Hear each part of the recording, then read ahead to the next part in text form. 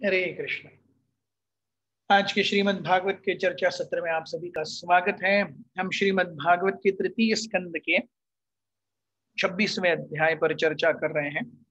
Fundamental principles of material nature, प्रकृति के मूलभूत नियामक तत्व। कल हमने देखा किस प्रकार से भौतिक अहंकार के अस्तित्व से 10 इंद्रिय आते हैं, 5 कर्मेंद्रिय, 5 ज्ञानेन्द्रिय। ब्रह्म का प्रकृति के रूप में परिवर्तन होता है जब अहंकार और समय एक साथ उपस्थित होते हैं।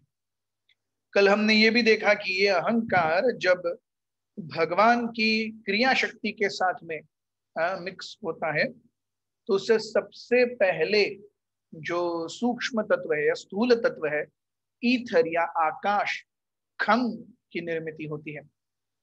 हमने देखा कि ये शब्द ही है जो हमें इस भौतिक प्रकृति से जोड़ते हैं और ये शब्द ही है जो हमें इस भौतिक प्रकृति के ऊपर लेके जाएंगे। इसीलिए हम मंत्र मनत्रायते इति मंत्र, ये मंत्र क्या है? ये शब्द ही है। तो शब्द हमें भौतिक प्रकृति से जोड़ते हैं। The first thing of the physical elements to come is ether. The quality of ether is sound. So ultimately, material existence is based on sound. Transcending material existence and approaching spiritual quality is also based on sound.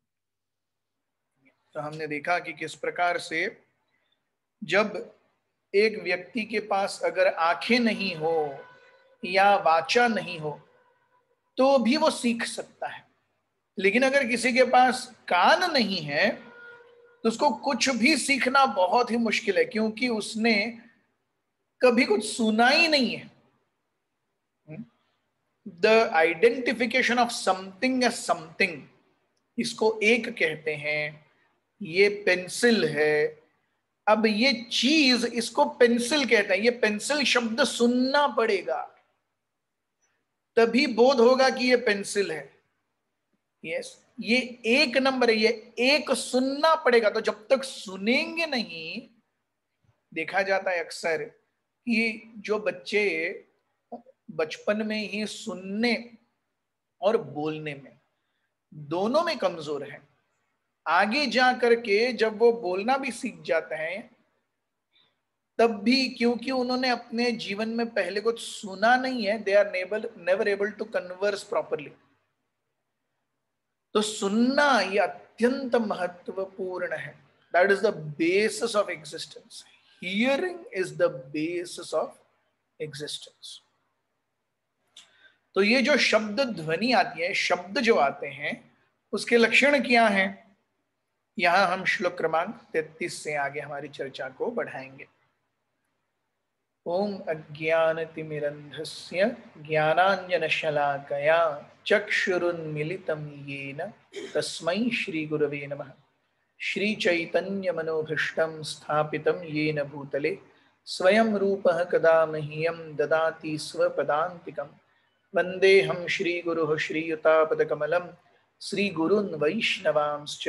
श्रीरूपं साग्रजातं सहगण रघुनाथान्वितं तं सजीवं साद्वैतं सावधूतं परिजन सहितं कृष्ण चैतन्य देवं श्रीराधा कृष्ण पादान् सहगण ललिता श्री विशाखान्वितांश्च। हे कृष्ण करुणा सिंधु दीनबंधु जगत्पते गोपीश गोपिका कांत राधा कांत नमोस्तुते। तप्त कांचन गौरांगी राधे वृंदावनेश्वरी वृषभानुसुते देवी प्रणमामि हरिप्रिय। जय श्री कृष्ण चैतन्य प्रभु नित्यानंद श्री अद्वैत गदाधर श्रीवासादि गौर भक्तवृंद। हरे कृष्ण कृष्ण कृष्ण हरे हरे, हरे राम राम राम हरे हरे। श्लोक क्रमांक 33। अर्थाश्रयत्वं शब्दस्य द्रष्टुर्लिंगत्वमेव च तन्मात्रस्त्वं च नभसो लक्षणं कवयो विदुः।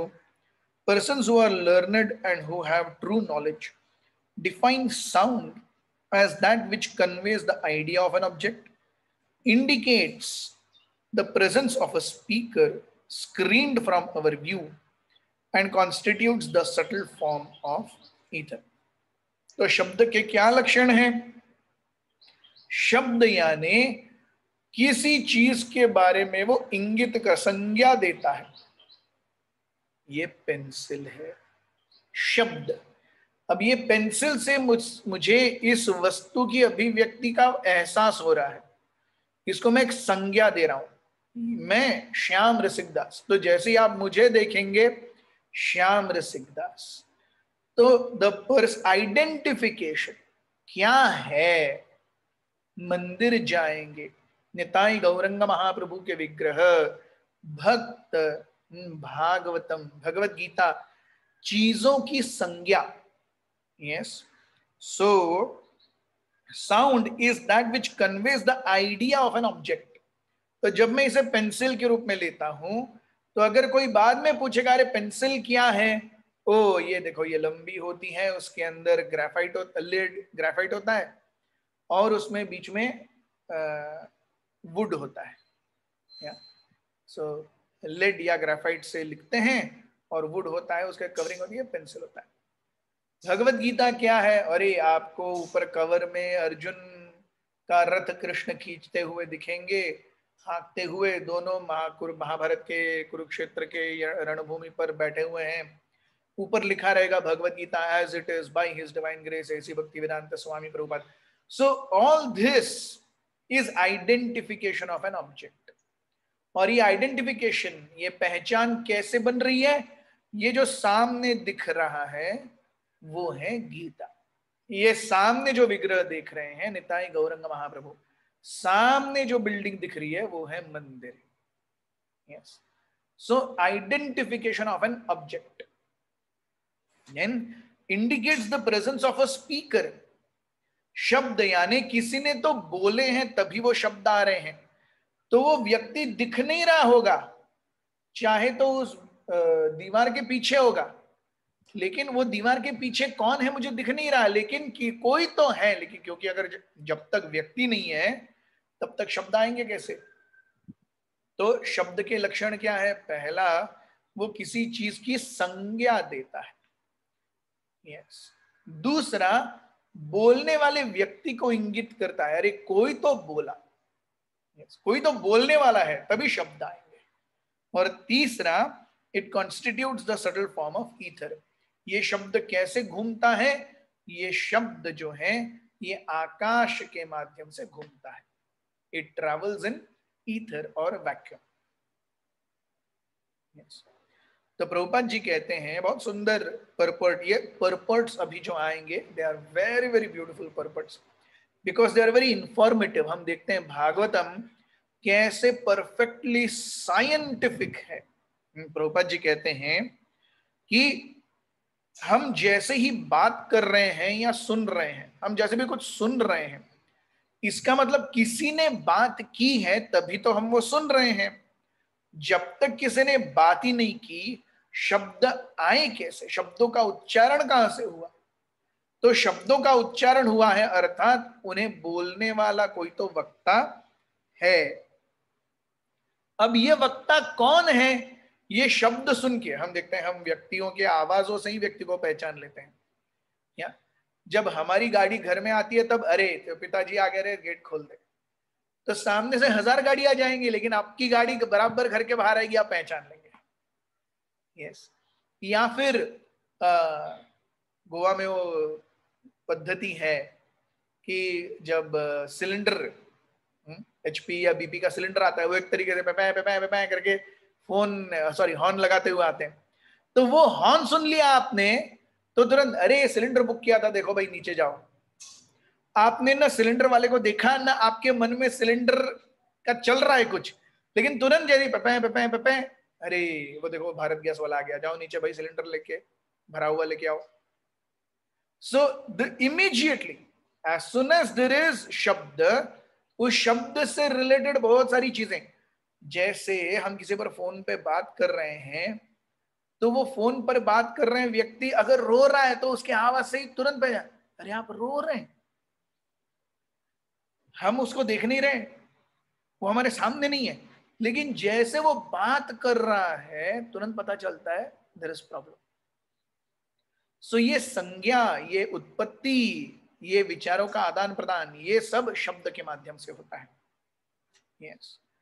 और प्रभुपाद जी कहते हैं कि ये शब्द कहां से निकल रहे हैं? ये शब्द एक्चुअली भगवान से आ रहे हैं। सबसे पहले शब्द कहां से आए? सबसे पहले जो शब्द आए उन्हें वेद कहते हैं। तो वेद ये अपौरुषेय है। अपौरुषेय यानी किसी भौतिक जगत के जीव ने उनकी निर्मित नहीं की है। भौतिक जगत के हम जीव जो हैं, वी हैव 4 प्रॉब्लम्स। हमारी इंद्रियां पूर्ण रूप से सक्षम नहीं है। हमारी इंद्रियों के कार्य करने का दायरा है, उसी में हमारी इंद्रियां कार्य करती हैं। सो सेंसेस आर इम्परफेक्ट। हम भ्रम में चले जाते हैं। जैसे हम सूर्य को इतना ही देखते हैं, लेकिन एक्चुअली सूर्य इतना ही क्या? नहीं, पृथ्वी से 10 लाख गुना बड़ा है सूर्य। दिखने में इतना ही दिखता है, वो भ्रम है कि नहीं? सो हमारी इंद्रियां भ्रमिष्ट हो जाती हैं। तीसरा हमारी इंद्रियां जो हैं वो गलतियां कर सकती हैं। और चौथा, हम जानबूझ के दूसरों को फंसाने का, चीटिंग करने का प्रयास करते हैं। That cheating propensity is there. So imperfect senses, yes, cheating propensity, tendency to be illusion and tendency to commit mistakes. ये 4 चीजें इंद्रियों से अभिभूत हैं। तो ऐसी इंद्रियों से कोई परफेक्ट ज्ञान, इम्परफेक्ट इंद्रियों से कोई परफेक्ट ज्ञान कैसे हासिल कर सकता है? तो भगवान ये जानते हैं, इसलिए स्वयं आध्यात्मिक ज्ञान को अपने बांसुरी के पंचम स्वर से देते हैं। तो वेदों का जो संकलन है, वेदों की जो उत्पत्ति है, वो भगवान की बांसुरी के पंचम स्वर से आती है। तो हम देखते हैं कि वेद जो है दे आर परफेक्ट नॉलेज और उन्हें अपौरुषेय कहा गया है। सो हर चीज संज्ञा है। जैसे हम देख रहे थे, ओ पेंसिल, आप तुरंत पेंसिल का फॉर्म सामने लाते हैं, या ओ BMW गाड़ी तुरंत सामने आ जाती है। ओ गटर, अब मैंने गटर बोला तो आपके मन में तुरंत एक गटर बहते हुए बटर का, वही मैंने गटर से बटर बोला, आप तुरंत अमूल के बारे में सोचेंगे। गटर और बटर में ग और ब का ही फर्क है, लेकिन उसकी मीनिंग में कितना डिफरेंस है। और तुरंत जैसे ही आप शब्द आने लगते हैं, तुरंत मन वहां घूमने लगता है। यस। सो शब्द कितने महत्वपूर्ण है। बिना शब्दों के जीवन चल ही नहीं सकता। यस। तो हमें आध्यात्मिक ज्ञान भी शब्दों से ही मिल रहा है। अगर शब्द न होते, यस, गीता सुगीता कर्तव्यम किमन्यै शास्त्र विस्तरैः यह स्वयं पद्मनाभस्य मुख पद्माद् विनिसृताः। भगवान के मुख कमल से आने वाले ये श्लोक हैं भगवत गीता के बारे में, शंकराचार्य कहते हैं। और किसी ग्रंथ की जरूरत ही क्या है? Yes. So we cannot even शब्द, भगवत गीता, भागवतम पिबत भागवतम रसमालयम मुहुरहो रसिका भुवि भावुका। हे भावुक रसिक गण, कृपया आप क्या कीजिए? भागवत का रसपान कीजिए। अब भागवत का रसपान कैसे होगा? कर्णरंध्रों के माध्यम से ही होगा। So nothing material, nothing spiritual can be accomplished without sound. श्लोक क्रमांक 34। भूतानां छिद्रदातृत्वं बहिरंतरमीव च प्राणेन्द्रियात्मधिष्ण्यत्वं नभसो वृत्तिलक्षणम्।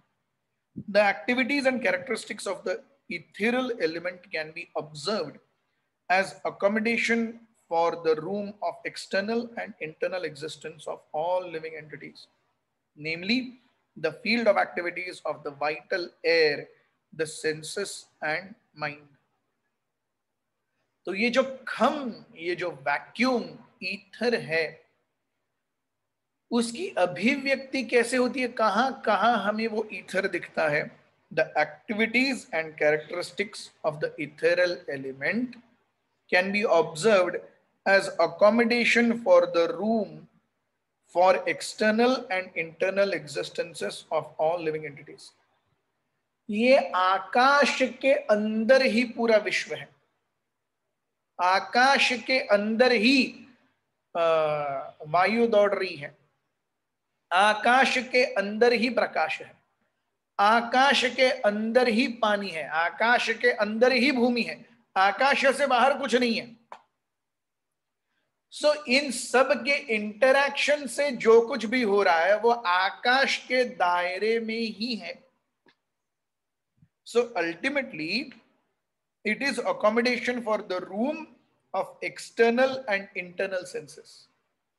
सो आकाश क्या करता है? अनेकों अनेकों सहस्त्रावधि जीवों के बाह्य इंद्रिय और आंतरिक इंद्रिय। बाह्य इंद्रिय कौन से हैं? 10 इंद्रिय जो बाहर दिख रहे हैं।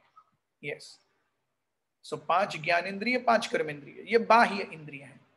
आंतरिक इंद्रिय क्या है? मन बुद्धि अहंकार, ये आंतरिक इंद्रिय हैं। तो करोड़ों करोड़ों लक्षावधि जीवात्माओं के आंतरिक और बाहिर इंद्रिय ये सब आकाश के अंदर ही चलते हैं। सो आकाश ये सभी जीवों के अस्तित्व का मूल आधार है।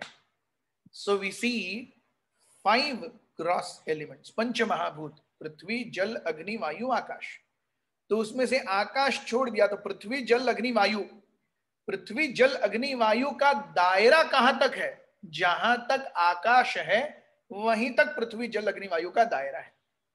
इट इज लाइक मैं स्कूल में जाता हूं तो सुबह 8:30 बजे से दोपहर 2:30 बजे तक स्कूल के कंपाउंड तक ही मेरा दायरा है, उसके बाहर मैं नहीं जा सकता, कोई मुझे छोड़ेगा नहीं। उसके बाद में स्कूल की छुट्टी हो जाएगी तो मैं जा सकता हूं। वैसे ही मैं जब घर आ जाऊंगा तो अगर मुझे बाहर जाना है तो मुझे माँ से माँ को बोलना पड़ेगा कि मैं यहाँ पे जा रहा हूं।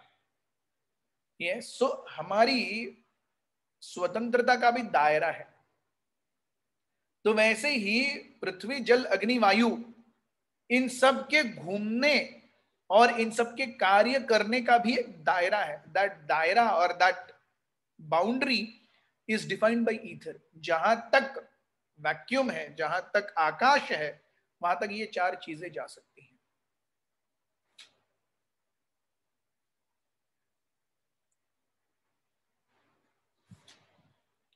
श्लोक क्रमांक 35।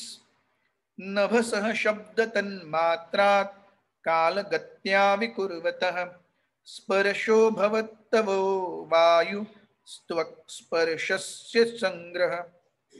From ethereal existence which evolves from sound, the next transformation takes place under the impulse of time, and thus the subtle element touch, and hence the air and the sense of touch become prominent. तो सबसे पहले हमने देखा कि क्या आता है? Sound, ether आता है, आकाश। और आकाश की अभिव्यक्ति कैसी है? आकाश की अभिव्यक्ति शब्द में है। आकाश से जो दूसरी चीज आ रही है वो है एयर या वायु। वायु में हम देखेंगे आकाश में क्या है? केवल श्रवण है, साउंड। वायु में क्या है? श्रवण है और टच भी है कि नहीं? वायु जब चलती है जोर से सू सू आवाज आती है और वो टच भी करती है हमको। हम देखते हैं फैन के नीचे बैठते हैं, वायु टच कर रही है। यस, जोर से आंधी चलती है, हमारे बाल उड़ जाते हैं। कई बार तो ये भी पलट जाती है, क्या गाड़ियां पलट जाती हैं, पेड़ उखड़ जाते हैं। कैसे बिना टच किए पेड़ को पेड़ कैसे उखड़ गया? तो first we have ether. Ether has one quality, sound. From ether comes air. Air has 2 qualities, sound and touch.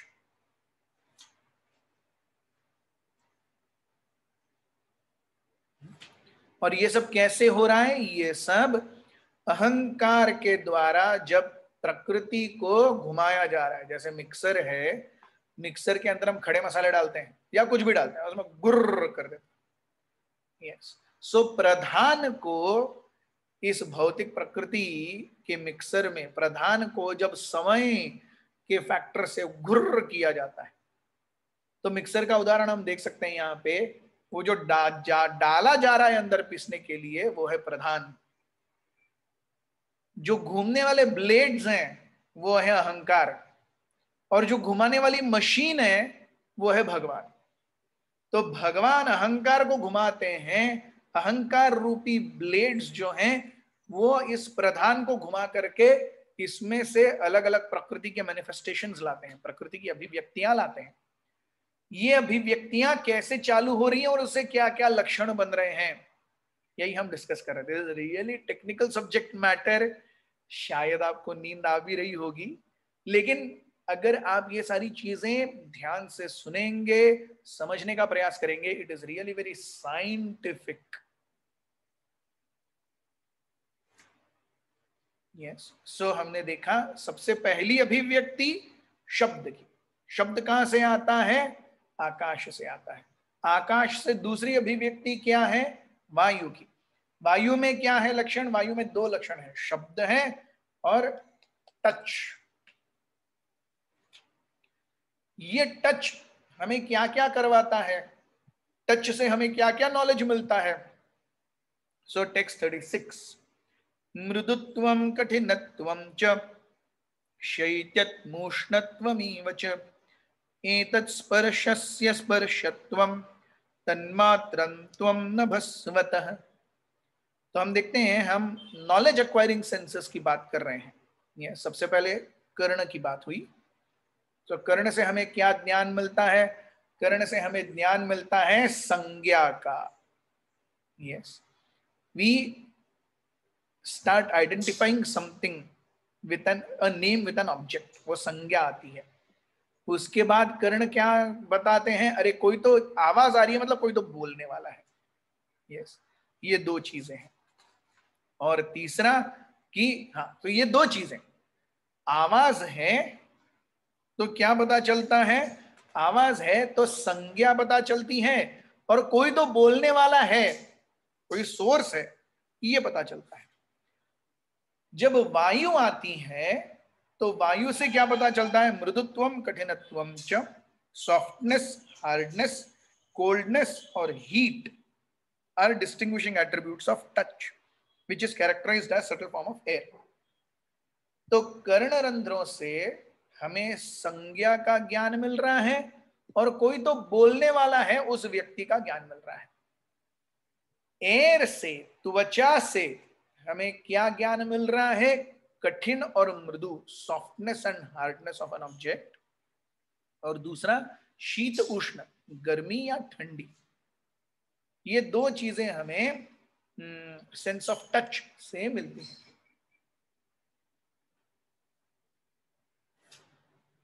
Text 37, चालनम व्यूहनम प्राप्तिर नेतृत्वम द्रव्य शब्दयोः सर्वेन्द्रियाणामात्मत्वं वायोः कर्माभिलक्षणम्। The action of air is exhibited in movements, mixing, allowing approach to objects of sound and other sense perception, and providing for a proper functioning of all other senses. तो वायु हम देखते हैं कि आकाश का लक्षण क्या है? वो वायु को घूमने के लिए दायरा देता है। ये है आकाश का कर्तव्य। अब वायु आ गई।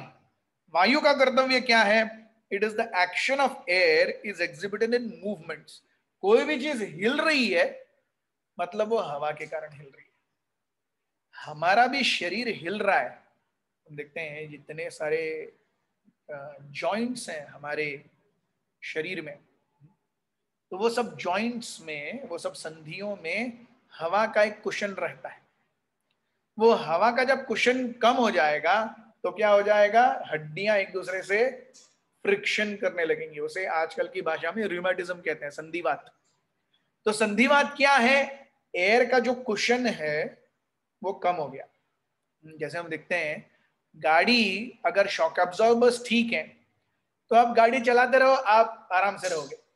लेकिन अगर शॉक एब्जॉर्बर खराब हो गया, थोड़ा सा भी गड़बड़ हुआ, खट खट खट खट आवाज आएगा। तो हमारे शरीर में भी जो कुछ भी चलायमान कर रहा है हर किसी चीज को, वो क्या है? एकदम पेड़ के पत्ते तक हिलते हैं क्योंकि वायु है। जीव के भी अवयव हिलते हैं क्योंकि वायु है। अगर वायु न हो हम जकड़ जाएंगे, हम हिल ही नहीं पाएंगे। yes. Even eyes, they function because there is eyeball pressure. क्या आप जानते हैं? आंखों के अंदर हवा का दबाव है, वो हवा का दबाव नहीं रहेगा, आंखें ऐसी हो जाएंगी, बाहर आके अंदर की तरफ झुक जाएंगे। So everything is being kept in. हमारा ये जो शरीर दिख रहा है अभी हवा के कारण है। वृद्ध हो जाते हैं, झुर्रियां आने लगती हैं, रिंकल्स इन स्किन, वो क्या है? हवा चली गई, अब शरीर फुस होने लगा है, तो झुर्रियां आने लगती हैं। So everything is being maintained beautiful और अगली। जो दिख रहा है वो सुंदर है या कुरूप है, बेसिकली वो चलायमान है क्योंकि उसके अंदर हवा है। गाड़ी का उदाहरण ले लीजिए, केवल पेट्रोल नहीं जलेगा, पेट्रोल को हवा देनी पड़ेगी साथ में, तभी वो जलेगी। केवल इंजन हो गया नहीं, उसके बाद टायर्स चाहिए, टायर्स में हवा चाहिए। अल्टीमेटली हर एक मूविंग चीज मूविंग है क्योंकि उसके अंदर हवा है। When there is no air, there is no flow.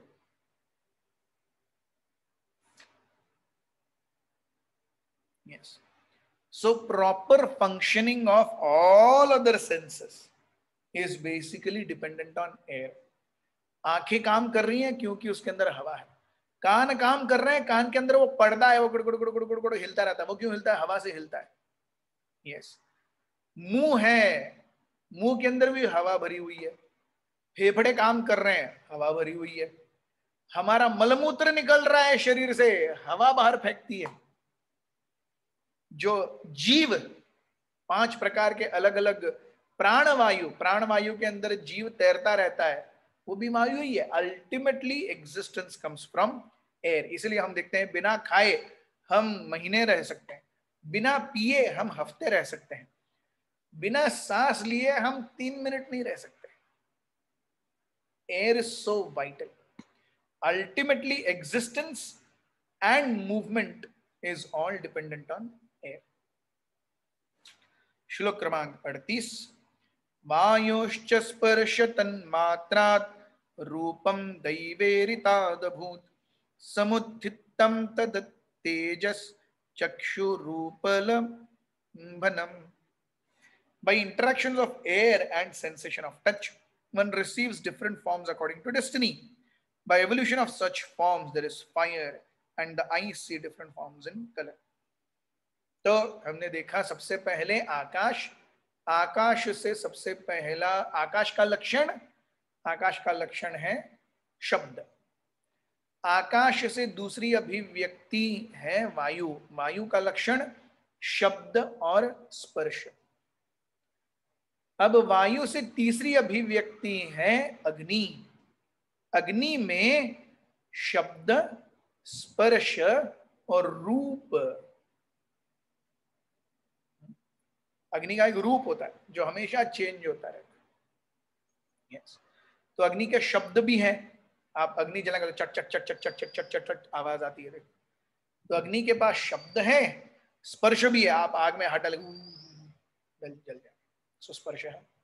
तो अग्नि को स्पर्श भी है, अग्नि को शब्द भी है, और साथ में क्या है? अग्नि को रूप आ गया, फॉर्म आ गया। हम जब घर में भगवान के सामने ज्योति भी जलाते हैं, वो दिए की लौ का एक शेप होता है।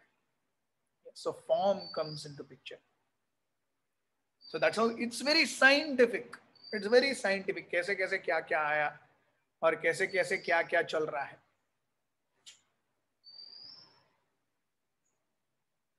श्लोक क्रमांक 39। द्रव्याकृतित्वं गुणता व्यक्ति संस्थात्ममेव च तेजस्त्वं तेजसः Sadhvi रूपमात्रस्य वृत्तयः। My dear mother, the characteristics of form are understood by dimension, quality and individuality. The form of fire is appreciated by its effulgence. हमने देखा कि ज्ञानेंद्रियों की हम बात कर रहे हैं, तो सबसे पहले हमने देखा शब्द। शब्द क्या बताता है? शब्द हमें संज्ञा बताता है, किस चीज का क्या नाम है। और शब्द बताता है कि कोई तो बोलने वाला व्यक्ति है, जहां से वो शब्द आए हैं। तो ये ज्ञान हमें शब्द देते हैं। इसके बाद हमने देखा वायु। वायु हमें क्या ज्ञान दे रही है? वायु हमें टच का ज्ञान दे रही है। सॉफ्टनेस, हार्डनेस, कोल्डनेस और हीट, ये ज्ञान हमें त्वचा से मिल रहा है, वायु से मिल रहा है। उसके बाद आता है रूप। रूप कहां से? अग्नि से। अग्नि या रूप हमें क्या ज्ञान दे रहे हैं? अग्नि हमें रूप के माध्यम से क्या ज्ञान दे रहे हैं? Yes, dimension. रूप अर्थात उसका लेंथ, ब्रेड्थ, हाइट। डायमेंशन, कोई भी चीज है तो उसका लेंथ, ब्रेड्थ, हाइट। तो रूप में हमें वो कोई पतला है, कोई ठिगना है, कोई मोटा है, कोई सुंदर है, कोई कुरूप है, वो रूप। अरे मारुति 800 कितनी बड़ी है, लिमोजीन कितनी बड़ी है, वो रूप। रूप अर्थात डायमेंशन। उसके बाद क्वालिटी। जब रूप आता है, अरे ये व्यक्ति क्या दिखता है? गोरा दिखता है, ये व्यक्ति काला दिखता है, ये व्यक्ति सुंदर दिखता है, ये व्यक्ति कुरूप दिखता है, ये देखो इसकी स्किन कितनी झुर्रा गई है। क्वालिटी। सो तेज जो है, अग्नि जो है, वो हमें चीजों का डायमेंशन देती है, चीजों की क्वालिटी बताती है, और चीजों का अपनापन, इंडिविजुअलिटी। तो ये डायमेंशन की एक पेंसिल, ऐसी 50 पेंसिल लगी होंगी, लेकिन एक एक पेंसिल एक एक है। इंडिविजुअलिटी। 2 हाथ, 2 पैर, 1 मुंह, 2 कान, 2 आंख, 1 जिह्वा वाले करोड़ों जीव हैं। 130 करोड़ तो भारत में ही है मनुष्य, लेकिन हर एक की इंडिविजुअलिटी है। तो ये इंडिविजुअलिटी कौन देता है? ये इंडिविजुअलिटी अग्नि देती है। So as soon as there is form, जैसे ही रूप आ गया, तो श्याम रसिक दास का रूप, ये श्याम रसिक दास, या किसी और व्यक्ति का कोई रूप, तो वो उस रूप में वो व्यक्ति है। यस, इंडिविजुअलिटी आ गई। यस, ये फायर हमें कैसे मदद करती है एक्चुअली इन रियल टर्म्स? श्लोक क्रमांक 40। द्योतनम पचनम पानम अदनम हिममर्दनम तेजसो वृत्ययस्त्वेताः शोषणम क्षुत्रंगरेव च। Fire is appreciated by its light and by its ability to cook. तो चीजों को पकाना और चीजों को दिखाना। कान हमें दृष्टि नहीं दे सकते, टच हमें दृष्टि नहीं दे सकता, आंखें हमें दृष्टि देती हैं। सो हम देखते हैं कि इट इज ऑल फ्लोइंग। आकाश से कर्णरंध्रों की उत्पत्ति होती है, उसके बाद वायु, वायु से त्वचा की निर्मित होती है, वायु से फिर क्या आया? अग्नि आई, अग्नि से क्या बना? आंखें बनी, फॉर्म, इंडिविजुअलिटी। ये एक चेयर, ये दूसरा चेयर, ये टेबल, ये डोर, ये window, individuality. Yes, it's a science. So ability to digest, ability to cook, to destroy cold, ठंडी को निकालने वाली है अग्नि। टू इवेपोरेट, चीजों का वाष्पीभवन करने वाली है अग्नि। और भूख और प्यास दिलाने वाली भी है अग्नि, जो हमें खाने और पीने के लिए प्रेरित करती है। तो खाने पीने के लिए कौन प्रेरित है? जब तक क्षुधा और त्रुटि, क्षुधा यानी भूख, त्रुटि यानी प्यास। सो क्षुध और त्रुट जब तक नहीं आएंगे खाएगा पिएगा क्यों व्यक्ति। तो ये दोनों, इन दोनों की अभिव्यक्ति कहां से आ रही है? इन दोनों की अभिव्यक्ति फ्रॉम फायर। सो कल हम आपको एक अच्छा सा फ्लोट चार्ट बना के दिखाएंगे। It's a very nice. कहां से क्या क्या आ रहा है, उससे हमें कौन से इंद्रिय मिलते हैं, वहां से हम क्या सीख सकते हैं, उसके कैरेक्टरिस्टिक्स क्या हैं। श्लोक क्रमांक 41। रूपमात्राद्विकुर्वाणो तेजसोदैव चोदितः रसमात्रभूतस्माद् दम्भो जिह्वारसग्रह। By the interaction of fire and visual sensation, the subtle element taste evolves under superior arrangement. From taste, water is produced. तो अग्नि से आगे क्या आया? अग्नि से आगे जल आया। तो अग्नि में क्या क्या है? अग्नि में शब्द है, अग्नि में स्पर्श है, अग्नि में रूप है। तो जल में क्या आया? स्पर्श भी आया, उसमें आवाज भी आई, शब्द भी आया, रूप भी आया। एक और चीज वहां पर ऐड हो गई, वो क्या है? इट इज टेस्ट, रस। पानी रसोहम अपसु कौन्तेय। और ये टेस्ट देने वाली कौन सी इंद्रिय है? तो जिह्वा की निर्मिति वाटर या पानी से होती है।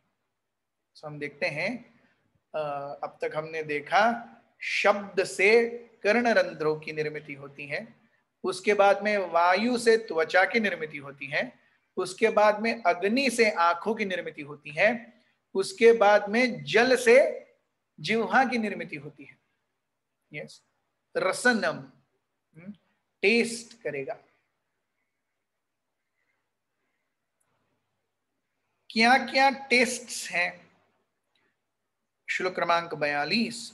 कषायो मधुरस्तिक्तः कट्वलंब इति नैकधा भौतिकानां विकारेण रस एको विभिद्यते। हालांकि एक्चुअली टेस्ट एक ही है, फिर भी क्योंकि जब वो जिह्वा पर आता है तो वो sweet, bitter, pungent, sour, salty and astringent. Sweet मीठा, बिटर कड़वा, पंजेंट तीखा, सावर खट्टा, सॉल्टी नमकीन, एस्ट्रिंजेंट, एस्ट्रिंजेंट मतलब जैसे हम क्या करेंगे, नींबू, नींबू का टेस्ट या अदरक का टेस्ट, अदरक या फिर एस्ट्रिंजेंट क्वालिटीज। तो नींबू वगैरह या अदरक ये सब एस्ट्रिंजेंट्स हैं। सो ये सारी टेस्ट कहां से आ रही है? ये सारी फ्रॉम वाटर। इसलिए हम देखते हैं बहुत सूखा सूखा सूखा खाएंगे टेस्ट नहीं आता। किसी भी चीज को गीला करके खाओ, सूखी भाकरी, एकदम सूखी भाकरी आप खाइए, उसमें पानी ही नहीं रहेगा। वो कर्नाटका में ऐसी भाकरियां बनाते हैं, तो 25 दिन तक चलेगी, वो खराब नहीं होगी। क्यों? क्योंकि उसके अंदर पानी नहीं है। लेकिन जब आप उसे खाएंगे उससे कुछ स्वाद नहीं आएगा। तो स्वाद जो है कहां से आता है? पानी से। आजकल खाली पीली लोग अपना एडवर्टाइजमेंट करते हैं, स्वाद सुगंध का राजा बादशाह, बादशाह मसाले। बादशाह मसाले स्वाद नहीं दे रहा, जो वाटर एलिमेंट है वो स्वाद दे रहा है। On a lighter note, yes. So अगर रस, अगर पानी नहीं है, आस्वादन नहीं है। और ये पानी कैसे दिखेगा? पानी के कैरेक्टरिस्टिक क्या है? श्लोक क्रमांक 43। क्लेदनम पिंडनम तृप्ति प्राणाप्यायनो इंदनम तापापनोदो भूयस्त्वम अंभसो वृत्तयस्त्विमा।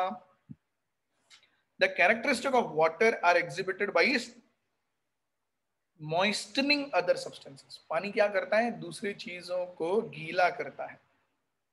Coagulating various mixtures. पानी के अंदर आप चीजें डाल दीजिए, एकत्रित आ जाएंगी। कॉजिंग सेटिस्फैक्शन, पानी पीने से बहुत ज्यादा धूप है, ये है वो है, कुछ भी, सेटिस्फैक्शन जो है पानी से आता है। मेंटेनिंग लाइफ, जीव को क्या पकड़ कर रखता है? एक्चुअली हवा। इमीडिएट तो हवा चाहिए ही चाहिए, पानी चाहिए। सॉफ्टनिंग थिंग्स, मृदु बनाता है चीजों को। ड्राइविंग अवे हीट, पानी गर्मी को बाहर फेंक देता है। incessantly supplying itself to reservoir of water and freshening by slacking thirst। अपने आप खुद पानी जलाशयों में जाता है। देखिए, पानी को पहले कोई कहीं नहीं डालता था, अपने आप पानी नदियों में आता था, अपने आप पानी समुद्र में आता था, अपने आप पानी जमीन के अंदर, अपने आप पानी अपनी व्यवस्था करता है। आपको मिल जाएगा पानी, आपको कुछ करने की जरूरत नहीं। पानी के लिए देखिए भगवान ने कितना अच्छा ये बनाया है। यस, हवा आपको अपने आप मिल जाएगी, आपको कुछ करने की जरूरत नहीं है। अग्नि आपको जलानी पड़ेगी, तब अग्नि आएगी एक्सटर्नली। यस, लेकिन जो सबसे महत्वपूर्ण चीजें हैं, हवा और पानी, आपको अपने आप मिलेगा। भगवान ने ऐसी व्यवस्था की है, नदी के पास चले जाओ, अपने आप पानी मिलेगा, बस तो लो, अपने आप हवा मिलेगी। सो देखिए भगवान कितने दयालु हैं, भगवान कितने साइंटिफिकली सोचते हैं। जो चीज सबसे पहले चाहिए वो सबसे इजीली दी गई है, कुछ करने की जरूरत नहीं है, अपने आप हवा है। कहीं जाने की जरूरत नहीं, लाने की जरूरत नहीं, खोदने की जरूरत नहीं, कुछ बोलने की जरूरत नहीं। क्या इसमें भगवान का दिमाग नहीं है? जो सबसे जरूरी चीज है हर जगह फैला के रखी है भगवान ने। अरे भाई, इसके बिना तुम्हारा कुछ नहीं होगा, साथ में ले लो। नेक्स्ट क्या चीज चाहिए? पानी। अरे कितने सारे जलाशय हैं, कितनी सारी नदियां हैं, गड्ढा खोद दो, 40 फीट पे पानी मिलेगा। तो अल्टीमेटली आपको ये भी अपने आप मिलता है, आपको कुछ करने की जरूरत नहीं है, आपको मिल जाएगा। थोड़ी मेहनत करनी पड़ेगी, जलाशय तक जाना पड़ेगा, क्योंकि उसके बिना ज्यादा। उसके बाद आता है अन्न। अन्न के लिए मेहनत करनी पड़ेगी आपको, 3-4 महीने में एक फसल आएगी। पानी के लिए आपको 3-4 महीने रुकना नहीं पड़ता, हवा के लिए आपको 1 सेकंड भी रुकना नहीं पड़ता, पानी के लिए आपको कुछ घंटे रुकना पड़ेगा, जलाशय तक जाओ या नदी तक जाओ। अन्न के लिए आपको कुछ महीने रुकना पड़ेगा, जब तक वो उगेगा, उसमें से बीज निकलेंगे। So we see Krishna is also very intelligent creator, ऐसे ही नहीं है भगवान। Yes, so incessantly it supplies what? Incessantly it is supplying itself to everyone। श्लोक क्रमांक 44।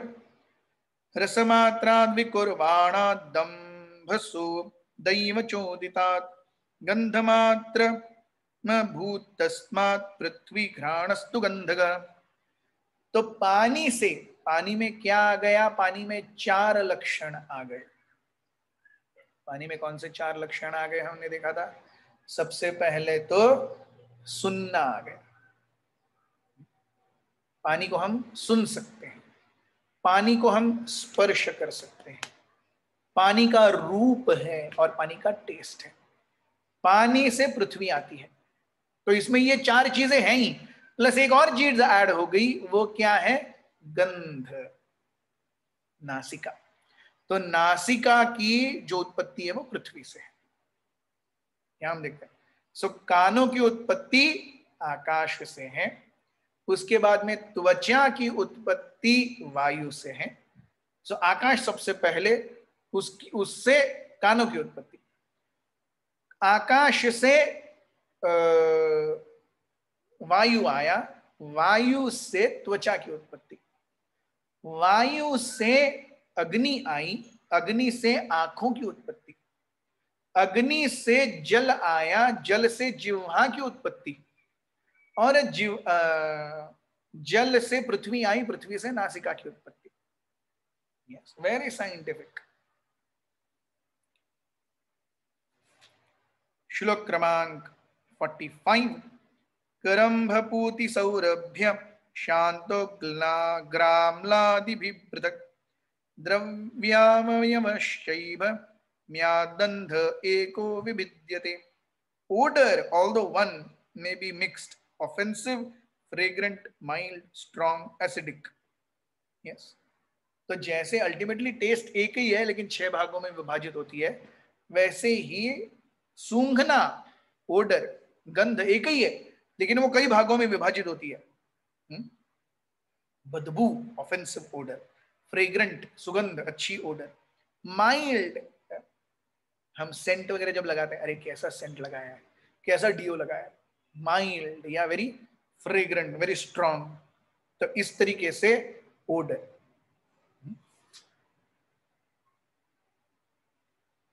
सो ये जो पृथ्वी से हमें सेंस ऑफ स्मेल मिल रहा है, उसके क्या लक्षण हैं?